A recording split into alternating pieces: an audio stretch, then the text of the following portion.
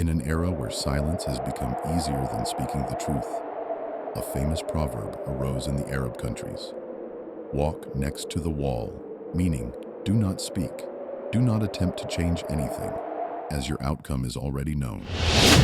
Yet, one man from Deir ez-Zor, Syria, at the height of the Great Syrian Revolution, chose to speak.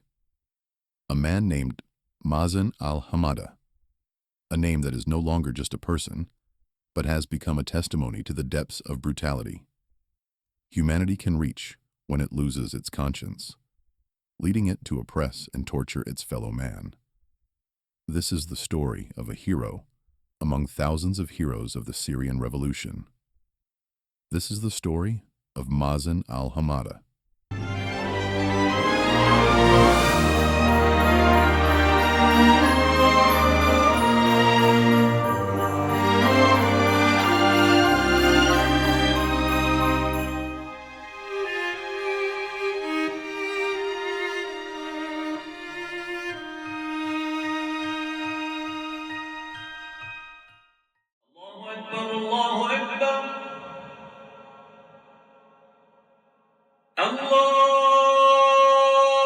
الله أكبر الله أكبر Mazen Al-Hamada was born in 1977 in the Syrian city of Deir ez-Zor.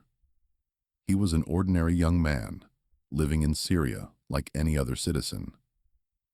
He graduated from the Oil Industry Institute and worked as a technician for the French oil and gas company, Schlumberger.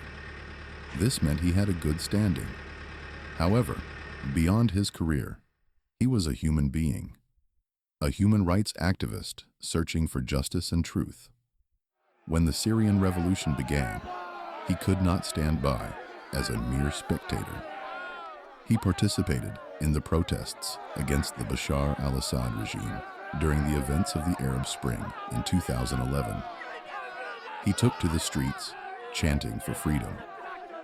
He decided to document these events using his mobile phone. His reward was to be arrested, thrown into one of the darkest places on earth, the dungeons of the Syrian intelligence services. There, he lived the unimaginable.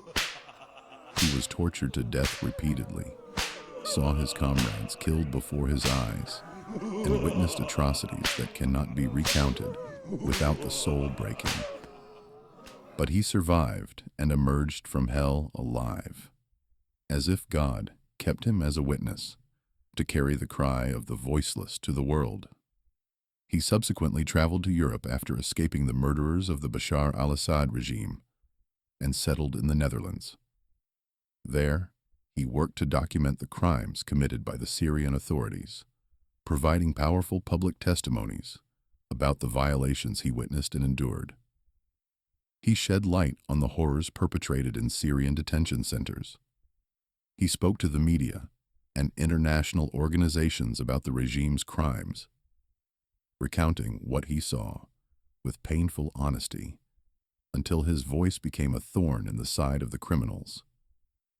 People even called him the talking dead man, due to his survival from the brutal torture centers and the psychological scars and deep sorrow they left on his renowned face. But he carried another deeper wound inside him, the wound of his homeland and the wound of those he left behind, whom he had seen being slowly killed by the criminals. Mazen felt an intense desire to help the Syrians still held in prisons, and he suffered from a sense of helplessness regarding the difficulty of improving their situation. There is more than one opinion regarding Mazen's return to Syria. It was said that he suffered from severe depression due to the torture he endured, which affected his decisions. It was also rumored that he received a promise of the release of all Syrian detainees if he surrendered himself. Another possibility, and the most likely, is that they threatened to kill his family. Mazen left a strange note in his personal diary before his disappearance. He was ready to sacrifice himself to save others. And so, according to the most probable story, on a dark day in 2020, a malicious threat reached him.